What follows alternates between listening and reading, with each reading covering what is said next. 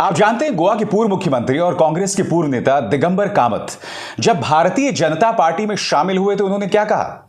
उन्होंने कहा कि महालक्ष्मी मेरे सपने में आई और मेरे सपने में आकर उन्होंने कहा कि जाओ भारतीय जनता पार्टी में शामिल हो जाओ। जिस तरह से प्रधानमंत्री नरेंद्र मोदी देश का नाम ऊंचा कर रहे हैं, उनकी मदद करो, उनकी ताकत को बढ़ाओ। दिगंबर कामत जी से मैं पूछना चाहता हूं, आपके सामने तस्वीर देखिए। यहां पर इन तस्वीरों में दिगंबर कामत ने कांग्रेस के 40 अन्य उम्मीदवारों के साथ यह शपथ ली थी कि हम गोवा की जनता का विश्वास नहीं तोड़ेंगे और किसी भी कीमत पर दल नहीं बदलेंगे। मैं दिगंबर कामत जी से पूछना चाहता हूं कि जब आपने यह शपथ ली थी, क्या उस वक्त भी लक्ष्मी आपके सपने में आई थी और उन्होंने आपको प्रेरित किया था कि किसी भी कीमत पर अपना ईमान नहीं बेचना? दिगंबर कामत ऐसा क्यों कह रहे हैं मैं आपको बताता हूं। क्योंकि वो जानते हैं कि इस देश में धर्म के सामने सब कुछ बौना हो जाता है। कोई उनसे सवाल नहीं करेगा कि उन्होंने अपनी राजनीतिक वफादारी बदल दी और उसके तहत वो मां लक्ष्मी का नाम ले रहे हैं। कोई उनसे सवाल नहीं करेगा। मैं आपके सामने आज के शो में बतलाने आया हूं कि आखिर क्यों गोवा, कर्नाटक, मध्य प्रदेश और महाराष्ट्र में या तो गैर भाजपा सरकार जो है वो खत्म हो जाती है, या अगर विपक्ष में गैर भाजपा दल हो तो उनके वजूद को ही खत्म कर दिया जाता है, जैसा कि गोवा में हुआ है। दिगंबर कामत तो लक्ष्मी देवी का हवाला दे रहे हैं, मगर मैं पूछना चाहता हूं कि जब ज्योतिरादित्य सिंधिया ने करीब 22 विधायकों के साथ कांग्रेस छोड़ा था और कमलनाथ की सरकार को गिरा दिया था, तब भी क्या उनके सपने में लक्ष्मी देवी आई थी? या एकनाथ शिंदे, उन्होंने तो शिवसेना के वजूद को ही खत्म कर दिया। करीब 40 विधायकों के साथ जब उन्होंने अपनी सरकार बना ली भारतीय जनता पार्टी के साथ, तब भी क्या उनके सपनों में कोई देवी देवता आए थे? सबसे पहले ज्योतिरादित्य सिंधिया की बात करते हैं। मैं दावे के साथ कह सकता हूं कि ज्योतिरादित्य सिंधिया के भी सपने में कोई जरूर आया होगा, मगर देवी नहीं, एक देवता आए होंगे और उन देवता ने सपनों में आकर कहा होगा, मित्रों आप बीजेपी में आइए, मैं आपको राज्यसभा सीट दूंगा और साथ ही मैं आपको मंत्री भी बनाऊंगा। बस आप कमलनाथ की सरकार गिरा दीजिए और यह सारी सेवा आपकी की जाएगी। अब जाहिर सी बात है, जब देश के सबसे बड़े राजनीतिक देवता उनके सपनों में आएंगे तो वो तो ऐसा कदम उठाएंगे ही। क्योंकि होता क्या है दोस्तों, जिन लोगों को ताकत की आदत होती है ना, जिन्हें सांसद या मंत्री पद पर बने रहने की आदत होती है ना, बहुत ज्यादा देर तक उससे दूर नहीं रह पाते। वही दिगंबर कामत के साथ हुआ, वही ज्योतिरादित्य सिंधिया के साथ हुआ, क्योंकि गुना से तो वो लोकसभा की सीट भी हार गए थे। अब एकनाथ शिंदे की बात करें, उनके सपने में कौन आया होगा? उनके सपने भी वही देवता आए होंगे और इस सपने में उन्हें कहा गया होगा कि आप आइए, हम शिवसेना को सजा देना चाहते हैं, शिवसेना को नेस्तनाबूद कर दीजिए, आपको हम मुख्यमंत्री पद पर बिठा देते हैं। यह बात अलग है कि मुख्यमंत्री पद पर बैठने के बाद एकनाथ शिंदे की हैसियत कहीं ना कहीं एक राजनीतिक मोहरे जैसी हो गई है। कठपुतली नहीं कहूंगा, क्योंकि आप जानते हैं कि देवेंद्र फडणवीस कहने को उनके डिप्टी चीफ मिनिस्टर हैं, मगर इस वक्त उन पर भारी हैं। हर जगह उनका वर्चस्व जो है एकनाथ शिंदे पर भारी दिखाई देता है। तो इन तीनों के सपने, यानी कि दिगंबर कामत, ज्योतिरादित्य सिंधिया और एकनाथ शिंदे के भी सपनों में लोग आए और उसी के चलते उनका हृदय परिवर्तन हो गया। आप समझ रहे हैं कि अपनी राजनीतिक निष्ठा बदलने के लिए हमारे राजनेता किस तरह के तर्क देते हैं, धर्म का इस्तेमाल करते हैं, कभी कभी बहुत ही उलूल जुलूल बातें कहते हैं, और वो जानते हैं कि उनके इन तर्कों को चुनौती देने के लिए उनके सामने एक मजबूत मीडिया नहीं खड़ा है, लिहाजा वो कुछ भी कहकर चले जाएंगे। और सबसे बड़ी बात, जब राज्यों से सरकारें गिराई जाती हैं या विपक्ष को खत्म किया जाता है, तो कभी मीडिया सवाल नहीं करता है बीजेपी से, उल्टा इसे मास्टर स्ट्रोक का नाम दिया जाता है। मेरा यह मानना है कि जब भी कोई सरकार गिराई जाती है, चाहे कर्नाटक हो, चाहे महाराष्ट्र हो, चाहे मध्य प्रदेश हो, जो लोग इसे मास्टर स्ट्रोक का नाम देते हैं, वो एक किस्म का अपराध है।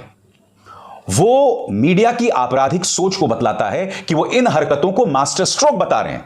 क्योंकि देखिए, आप कटघरे में बीजेपी को बिल्कुल भी नहीं खड़ा कर रहे हैं। बीजेपी इस तरह की हरकतें कर रही है और आप उसकी वाहवाही कर रहे हैं। यह बात अलग है जब नीतीश कुमार इनके पैरों तले इनकी राजनीतिक जमीन खींच देते हैं, तब उसे कोई मास्टर स्ट्रोक नहीं बताता। तब अचानक रहस्यमय तरीके से बिहार के अंदर जंगल राज भी आ जाता है, अगले ही दिन जंगल राज आ जाता है। यानी कि मीडिया उसी जुबान में बात करने लगता है जिस जुबान में बीजेपी बात कर रही है। तो सबसे पहली बात जो मैंने आपको बताई कि आखिर क्यों गोवा, कर्नाटक, मध्य प्रदेश, महाराष्ट्र में सरकारें गिरती हैं, क्योंकि सबसे पहले नेताओं के निजी स्वार्थ और उनके वाहियात तर्क। नंबर 2, भारतीय जनता पार्टी जिस तरह से लोकतंत्र को कमजोर कर रही है, उसे मास्टर स्ट्रोक बताना। कर्नाटक की बात करते हैं। कर्नाटक में ऐसे कई ऑडियो वीडियो आए थे जिसमें कथित तौर पर पूर्व मुख्यमंत्री येदियुरप्पा लोगों से बातें कर रहे थे और ये कह रहे थे कि आप हमारी पार्टी में आ जाइए, हम आपको इतने पैसे दे देंगे, ये तमाम चीजें। ये सब ऑडियो वीडियो में था, मगर कोई सवाल नहीं किया गया दोस्तों, कहीं कोई अदालतें नहीं चली। मैं आपसे पूछना चाहता हूं, जब एक मुख्यमंत्री एक विधायक को कॉल करके उसे करोड़ों का लालच दे, तो क्या यह राजनीति है? क्या यह अपराध नहीं है? और क्या इसकी तुलना सपने में आने वाले किसी देवी देवता से की जा सकती है? दोस्तों, एक तरफ तो मीडिया भारतीय जनता पार्टी की हरकतों को नजरअंदाज करके उसे मास्टर स्ट्रोक बताता है, यानी कि जो काम कायदे से लोकतंत्र पर धब्बा है उस पर ताली पीटता है। वहीं दूसरी तरफ विपक्ष की राजनीति पर लगातार प्रहार करके उसे क्रिमिनलाइज करना, उसे एक तरह से अपराध के जामे में घेर देना, यह किया जा रहा है। और मैं आपको कुछ मिसालें देना चाहता हूं।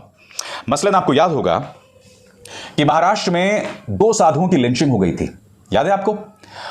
और जब वो लिंचिंग हुई थी तो मैं नहीं भूला हूं कि उसे धर्म का जामा पहनाया गया था।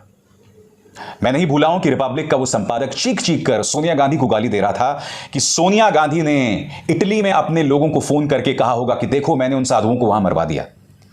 जबकि हकीकत क्या थी? वो मामला प्योर लॉ एंड ऑर्डर था।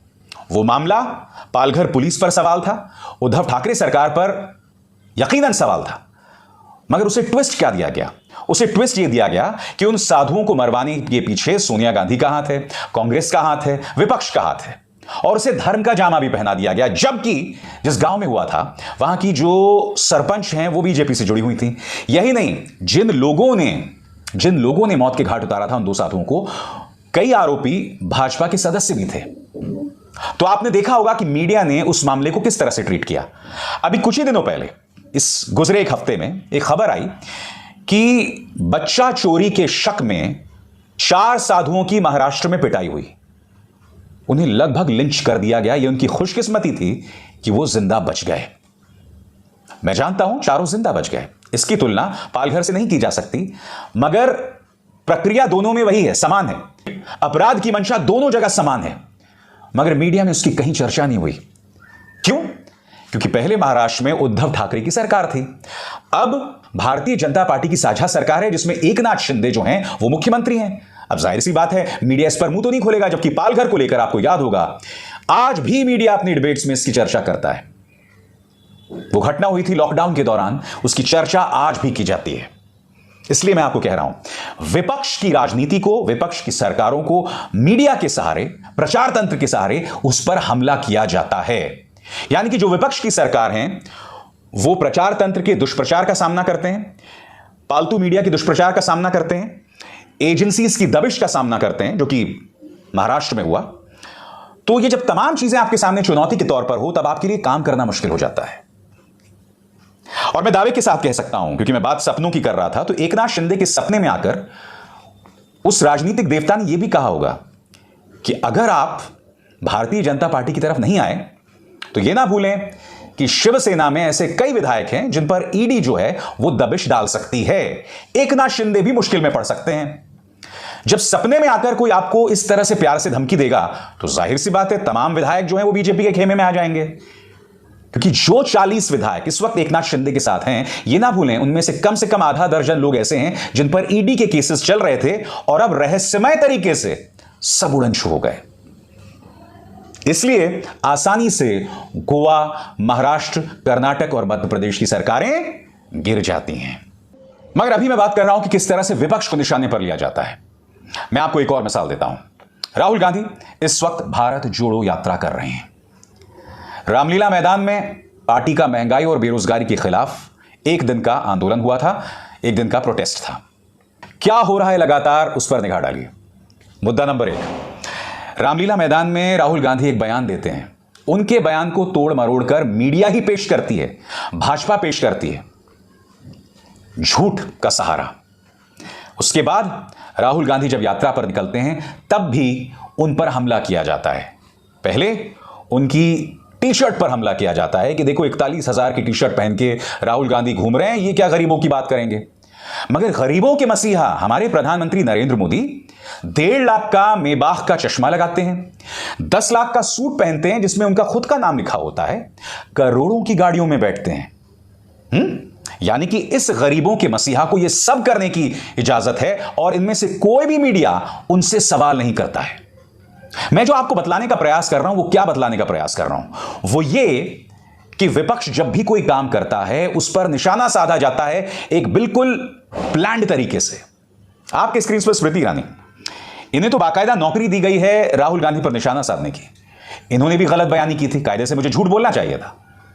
इन्होंने कहा कि राहुल गांधी ने विवेकानंद का अपमान किया, उन्होंने विवेकानंद के सामने अपने श्रद्धा सुमन अर्पित नहीं किए, जबकि तस्वीरों में साफ था कि राहुल गांधी बाकायदा उन्होंने अपनी यात्रा से पहले स्वामी विवेकानंद के सामने शीश झुकाया था। मगर स्मृति ईरानी ने यह बात कह दी, इस पर उन्होंने माफी नहीं मांगी, अपने शब्द वापस नहीं लिए, मगर प्रचार तंत्र में यह चला दिया गया। अक्सर क्या होता है दोस्तों, प्रचार तंत्र के जरिए भारतीय जनता पार्टी ये सारे झूठ फैला देती है, और जब वो झूठ एक्सपोज होता है, जब झूठ का पर्दाफाश होता है, तो वो जो पर्दाफाश होता है वो अक्सर लोगों तक नहीं पहुंचता है, क्योंकि वो झूठ प्रचार के तमाम माध्यमों के जरिए लोगों तक पहुंचा दिया जाता है। इस तरीके से बीजेपी की राजनीति चलती है। आज मैं आपको यह बतलाने का प्रयास कर रहा हूं कि भारतीय जनता पार्टी कितने स्तरों पर विपक्ष को टारगेट करती है और उसकी खुद की कभी कोई जवाबदेही नहीं होती है। मसलन आपको याद होगा, पश्चिम बंगाल में अभी 2 दिन पहले भारतीय जनता पार्टी ने तृणमूल कांग्रेस के खिलाफ जो है अभियान किया। आप जानते हैं एक दिन में